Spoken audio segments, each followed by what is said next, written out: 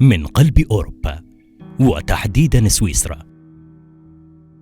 التي تتميز بطبيعتها الخلابة وتعدد الثقافات واللغات فيها، من جبال الألب الشامخة ومروراً بالغابات الكثيفة، وصولاً إلى مدينة لوزان السويسرية.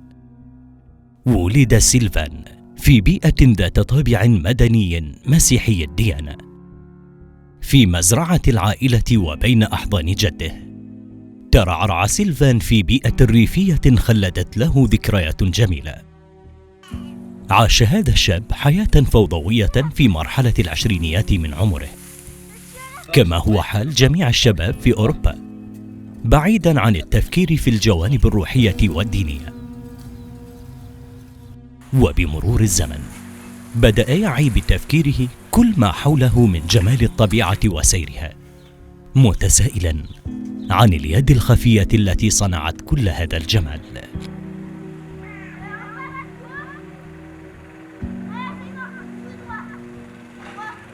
J'ai grandi dans une famille qui était présente. Voilà, mes parents ils m'ont tout donné, ils m'ont très bien éduqué. J'ai jamais manqué de rien. D'ailleurs, je les remercie pour tout ça. Ils m'ont des bonnes valeurs générales de la vie. Le respect, la rigueur, le travail, donner le meilleur de soi-même, etc. Au niveau de la croyance, de la famille, je vois une famille relativement, après ça dépend aussi des membres de la famille, mais là on va dire que globalement une famille croyante, une moitié protestant, moitié catholique. J'ai fait le catéchisme quand j'étais petit. Après, arrivé à 15-16 ans, au moment de la confirmation, j'ai eu le choix de faire ou de ne pas faire. J'ai pas continué dans ce chemin-là. Ils m'ont laissé libre de faire ce que je voulais faire. Après la jeunesse, les copains, l'amusement, les sorties, etc. On pensait pas à ça. C'est pas, voilà, ça reste rare les jeunes qui restent dans la religion. Mais au fond de moi, j'ai toujours été croyant. Je savais que Dieu existait. Je ne sais plus de quand ça date, mais je pense que 12, 13, 14 ans, comme ça, j'avais déjà cette croyance en Dieu, en une force supérieure qui m'accompagnait durant ma vie. En évoluant, en grandissant, 15, 16, 17, 18 ans, comprendre ce monde, etc., j'ai eu une attirance pour l'islam. J'avais envie de comprendre, j'avais envie de lire le Coran, j'avais envie d'avancer là-dedans, mais jamais le bon moment il était présent. J'avais pas de voilà, les copains, le sport, l'apprentissage, les sorties, tout ça, on n'est pas dans une optique de spiritualité, etc. Et pas réussi à... Il n'y a pas eu le temps qui est venu. Mais j'avais toujours cette croyance en Dieu qui m'accompagnait, qui m'a probablement préservé de faire certaines choses, malgré que notre jeunesse était bien dissolue et anarchiste, on peut dire ça comme ça. Et les choses ont commencé à évoluer. En 2011, 23 ans, on va dire il y a eu des événements assez dramatiques dans le groupe d'amis. Il y a pas mal de gens qui ont mal tourné. J'ai un ami qui est décédé suite d'un accident lors d'une soirée qui était trop alcoolisée. La mère d'un ami qui est décédé, et puis divers événements durant l'année 2010 qui étaient assez perturbants. À ce moment-là, j'avais fini mon CFC de dessinateur en bâtiment. J'ai travaillé un certain moment et puis C'était un moment difficile où on peut péter les plombs, il y avait marre, etc. J'ai totalement décroché après, j'ai arrêté de travailler, je me suis consacré au graffiti et puis à m'amuser. Et à un moment, il fallait que je change d'air. Et puis mon ami Samir il m'a dit tu peux venir chez moi au Maroc. Moi, je pars tous les étés 2 mois et demi. J'ai dit ben vas-y, je pars avec toi, ça va me faire des vacances et puis on va pouvoir changer d'air. Donc en été 2011, on est allé au Maroc. Je sais plus sur quoi c'est parti, mais on a décidé de partir. Enfin, moi, j'allais chaque été au Maroc avec ma famille là-bas. Puis je sais plus comment est-ce qu'est venue l'idée que lui vienne aussi. Donc on allait rester 2 mois là-bas. C'était une époque où il y avait le Ramadan en plein été. Donc je lui ai dit avant de partir, la seule chose qu'il y aura là-bas, c'est que nous on va faire le Ramadan. Donc tout le monde fera le Ramadan. Ce sera peut-être pas pour toi une période forcément très sympa ou facile parce que tout le monde va jeûner autour de toi. Puis il m'a dit non mais c'est pas un problème, moi je vais jeûner avec vous. Bon, au début j'étais pas trop sûr qu'il allait vraiment tout faire, mais en fait il a commencé le premier jour et puis en fait tout naturellement il a jeûné avec nous tout le long. عندما وصل سيلفان إلى المغرب وتحديداً في شهر رمضان المبارك، ونظراً لتميز هذا الشهر بطقوس دينية خاصة، شاهد اختلاف العادات والتقاليد التي يمارسونها هناك عن عادات العيش التي تعود عليها في بلده. Je me suis dit voilà, je vais jeûner le mois de Ramadan avec vous et je vais faire ça comme défi sportif. Tout le long du Ramadan, il a aussi commencé à s'intéresser. Alors déjà avant, souvent, on avait un peu des discussions autour de la religion. Enfin, vu qu'on se voyait souvent, on parlait un peu de tout, quoi, y compris de la religion. Puis il avait quand même pas mal de... On voyait qu'il y avait un intérêt de sa part. Tout ce temps-là, on peut dire que ce voyage-là a fait un peu une cure, arrêter de boire, de se mettre l'esprit libre, réfléchir. On a aussi voyagé dans le pays, ça a fait grand changement d'air, un moment pour se recentrer sur soi-même, réfléchir à sa vie, où on veut aller, les objectifs, qu'est-ce qu'on va, où on va, pourquoi on va,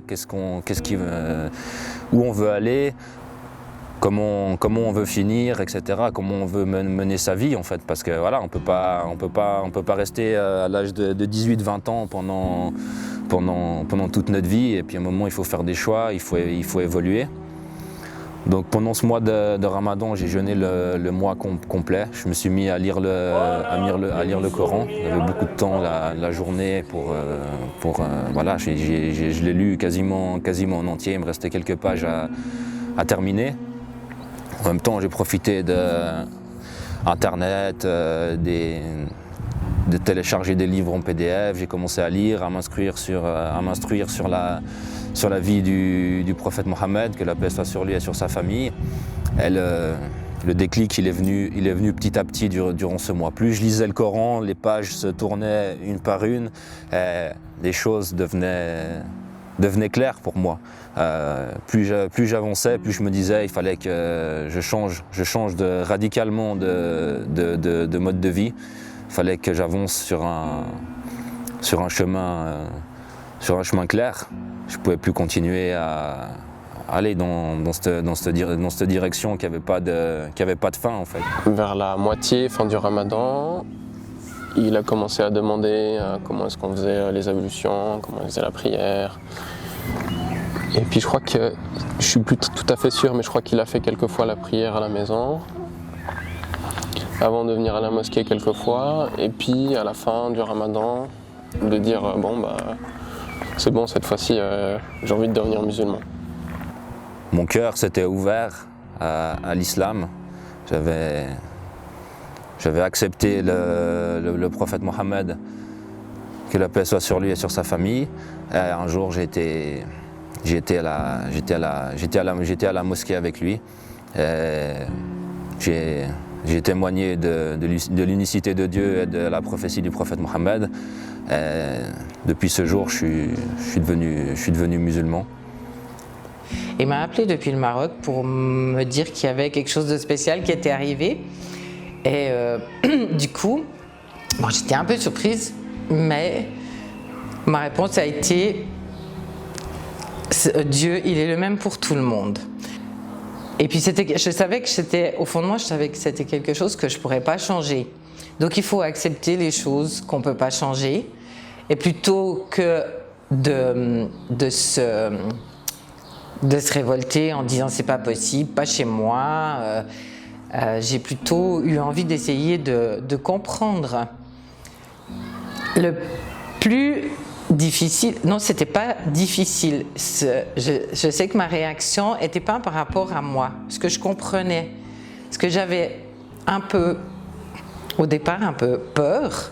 C'était pas de la peur, mais c'était de me dire, c'est un peu bête, mais qu'est-ce qu'ils vont penser les autres? تقبل اعتناق دين جديد بالنسبة لعائلة سيلفان والمحيطين به لم يكن سهلا، لا سيما مع المخاوف والصورة المتكونة لديهم عن ارتباط عبارة الإسلام بمصطلح داعش أو القاعدة في ذلك الوقت. Et ce que j'admire chez Sylvain, c'est qu'il a assumé son choix. Il n'a pas eu peur de le dire aux gens, de le dire à mes parents, ma maman est chrétienne, mais ils ont pas toujours compris. Ils n'ont pas toujours compris tout ce qui se passait, mais en fait, ils ont accepté sans juger. Et c'est ça qui est important. Tout le monde ne comprend pas tout parce qu'en discutant avec les gens, il y a beaucoup de gens qui comprennent pas ce qui peut, pourquoi un changement et tout, mais c'était écrit comme ça. C'était son chemin et puis il est heureux. Il assume pleinement ses choix. Et puis moi, je suis heureuse aussi que lui, il soit bien, et puis avec sa femme, sa famille. Et puis moi, j'ai découvert une autre culture qui est aussi très intéressante. Donc après une année pour me mettre en route sur le chemin de la pratique de l'islam, et après là, tout a été très vite. J'ai aussi une année de voyage avec un peu du travail entre deux pour gagner de l'argent. Je suis retourné encore une fois au Maroc, j'ai été 3 mois en Malaisie, j'ai été aussi en Iran, et ça a été le fait de voyager, c'était important au niveau de couper un peu les racines du pays, de sortir du mode de vie qu'on avait, que j'ai eu quand j'étais jeune. On est faible au niveau de la connaissance. On a quelque chose au fond de nous qui est profond, dont on est convaincu, mais c'est difficile à expliquer à l'entourage. Après, j'ai pas eu de problème avec mes parents, et d'ailleurs avec quasiment personne. Beaucoup de choses ont changé. Sa façon de vivre, sa discipline aussi, parce que sa religion implique beaucoup de discipline quand même. Il s'est aussi ouvert au monde. Il y a quand même des traits de caractère qui ne s'effacent pas. C'est dans les gènes. Hein. Son caractère un peu explosif, parfois, ça, il n'a pas changé. Je crois qu'il y a des choses qui sont dans les gènes, que tu changes pas, qui sont là. Mais malgré tout, oui, il y a beaucoup de choses qui ont changé. Voilà, après, à la suite de ces voyages, de ces acquisitions de connaissances, de devenir, on va dire, d'affermir ses bases, de se consolider personnellement, spirituellement, et d'avancer petit à petit, je me suis marié, j'ai fondé ma famille. Ça aussi, je pense, a été quelque chose d'important. استمر سيلفان بالبحث عن جذور الإسلام ومنبعه الحقيقي في محاولة منه لبلوغ الحقيقة عن هذا الدين، ليجد ظلته في عمق التاريخ ويدرك الفرق ما بين طريق الحق وغيره، فبعد مضي 50 عاما لا أكثر عقب استشهاد رسول الإسلام الحقيقي محمد صلى الله عليه وآله، تم قتل أحفاده وطفلهم الرضيع في يوم يسمونه عاشوراء. La chose qui m'a le plus marqué, c'est le Ashura, donc le 10e jour, le jour du martyre, l'assassinat de l'imam Hussein, le petit-fils du prophète Mohammed, où dans les mosquées sunnites, on m'a dit ce jour-là, ce 10e jour, c'est un jour très important, il faut jeûner, et c'est un jour qui pardonne les péchés, c'est un jour grandiose. Donc moi, comme bon écouteur, bon suivant, j'ai fait ce jeûne et j'ai accepté. Et après, d'un autre côté, en fréquentant les chiites, j'ai été invité à la commémoration du 40e, donc l'Arbaïn, le 40e jour de son martyre, qui est en lien avec la marche, avec ce pèlerinage à Kerbala. Et durant cette cérémonie, on m'a expliqué, voilà, 10e jour de Ashura, voilà, il y a eu lieu le martyre de l'imam Hussein, et là je me suis dit, il y a un problème. Il y a un problème à quelque part que je ne comprends pas. Comment d'un côté on a occulté cette facette-là, et de l'autre côté, il y a des gens qui pleurent et qui vivent ça d'une façon répétitive chaque année, et très émotionnelle et avec une grande ferveur. Donc au début, j'ai pas compris, mais je me suis dit c'est pas possible, il y a quelque chose qui se passe. Donc là, je me suis dit comment historiquement on peut remonter, comment on peut expliquer ça qu'en 50 ans, tout est parti de travers. C'est rien, 50 ans, c'est la vie d'une personne, même un peu plus court, mais on peut tout avoir vu ça de son vivant. Et en fait, remonter les causes historiques, qui a mis en place Yazid, son père, Muawiyah, les califes précédents, toutes les batailles, en fait, analyser cette période-là de 50 ans d'histoire entre le décès du prophète Mohammed et le martyre de l'imam Hussein. Comment c'est possible, tout simplement, en fait. Puis c'est un grand travail de recherche, c'est quelque chose d'assez important. Après, m'a amené, après les voyages de découverte, de réflexion et de prise de conscience et de découverte du monde, de faire des voyages religieux. Donc en premier, j'ai été à la Mecque, et puis à Médine, la ville du prophète Mohammed, qui était le premier pas dans les voyages spirituels, enfin, d'aller en premier lieu à la source, de voir ces lieux, et puis d'en ressentir les énergies et puis les choses, de s'imprégner, de comprendre, de voir. C'était la première étape.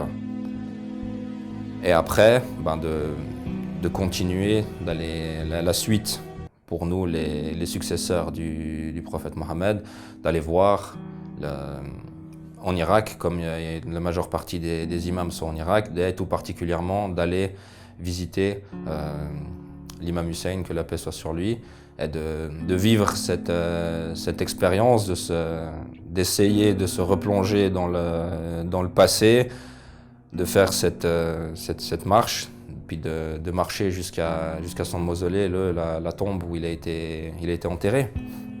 Et après, c'était quelque chose qui était très important pour moi. Donc le fait de partir là-bas et puis de voir cet événement, parce que c'est un événement extraordinaire. Des millions de gens se mettent en marche pour aller à un point donné, qui est la tombe de l'imam Hussein, de partager cette tristesse. Il y a à peu près, selon les chiffres, 15 à 20 millions de personnes qui se retrouvent là-bas pendant 2 semaines. Tout l'Irak s'arrête et se met en route pour marcher dans cette direction. Et les gens, ils partent de loin, ils se rapprochent de plus en plus, et plus ils arrivent vers les gens qui sont près, plus la foule et les chemins, le cortège humain se ragrandit. Les gens sont prêts à tout donner pour servir les visiteurs de l'imam Hussein. Et après, tout le monde se retrouve à Kerbala et on accomplit la visite de l'imam Hussein. Donc les sensations, c'est comme on a l'impression de vivre cette souffrance que la sœur de l'imam Hussein, Saïda Zainab, qui a protégé sa famille et qui a supporté comme chef de file des captifs. C'est un moyen de revivre ça avec eux, de revivre cette souffrance. C'est très spécial, c'est difficile à expliquer la sensation, parce que le prophète, sa famille et ses successeurs, pour nous, ils sont vivants dans l'autre monde, mais d'un point de vue métaphysique, leurs âmes sont là et ils nous voient et ils nous entendent. Donc on rentre chez eux et c'est quelque chose de très fort. C'est comme essayer de se retrouver devant lui en chair et en os, mais là c'est juste en âme. Et c'est quelque chose de très fort. C'est comme si on va retrouver un parent, sauf que ça c'est plus que nos parents, étant donné les sacrifices que le prophète et sa famille ont fait après pour le message de l'islam, pour tenir la véritable parole, le véritable message face à l'usurpation et à la tyrannie qui a été menée par les dynasties et puis les différents groupes politiques qui ont falsifié l'histoire. On rend hommage et puis on essaye d'avancer vers eux, de reprendre de l'énergie pour notre vie et puis de se rapprocher d'eux dans notre comportement et dans notre croyance. Ce qui est très important, c'est de ne jamais stagner et puis d'évoluer en permanence. Celui qui avance pas, il recule. Donc à chaque voyage, il y a des objectifs, il y a des préparations en plus. On essaie d'avancer spirituellement, de se rendre utile aux autres. Une de mes intentions principales, c'était de pouvoir rendre un service complémentaire à ma communauté. Donc durant ce voyage, c'était d'apprendre le nettoyage et puis l'embaumement d'un mort. Ça a été fait là-bas, j'ai fait une formation. Et puis malheureusement, j'ai mis en pratique ce que j'ai appris avec le beau-père d'un ami proche. C'est comme ça, quoi. On vit, on fait une famille, on meurt, et puis notre corps, c'est de la terre, et puis notre âme partira dans l'autre monde.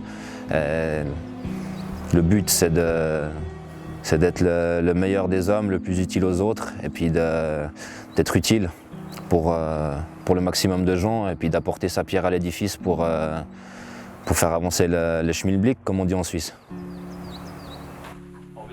لم يشأ سيلفان ورفيقه أن يولد أطفالهم ويجدون أمامهم ما عانى منه من حيرة حتى دخل دين الإسلام. فأنشأ مدرسته الخاصة لتعليمهم قيم هذا الدين وتعاليمه، والذي عبر عنه بالكنز. Donc avec un ami, on a créé cette école parce qu'on est une toute petite association, un tout petit groupe, et on avait ce besoin quand nos enfants ont commencé à parler, à grandir, de faire quelque chose pour eux. Donc on a créé une école qu'on fait tous les dimanches matins, où on leur apprend les bases de la religion, apprendre à faire la prière, la jurisprudence, notre croyance, notre façon de vivre, les bases de l'arabe et du Coran. Donc pour moi, c'est la chose la plus importante pour moi, c'est de ce trésor que j'ai découvert avec l'islam, de le transmettre à mon fils pour qu'il puisse perpétuer ce chemin. Et je fais de mon mieux pour lui apporter le maximum. Un conseil pour ceux qui veulent développer, comme dit le prophète Mohammed, je vous laisse le Coran et ma famille. Donc le Coran est lié avec la famille comme deux doigts qui sont collés. Donc sans la famille du prophète Mohammed, le Coran est muet et il est très difficile, voire impossible d'en percevoir les choses. Et donc le prophète Mohammed, sa fille Fatima Zahra et son mari l'imam Ali et leurs enfants l'imam Hassan, l'imam Hussein jusqu'au 12e successeur. Donc si on veut voir un autre visage de l'islam, de voir qu'est-ce que eux ils ont vécu, les proches, et en fait le destin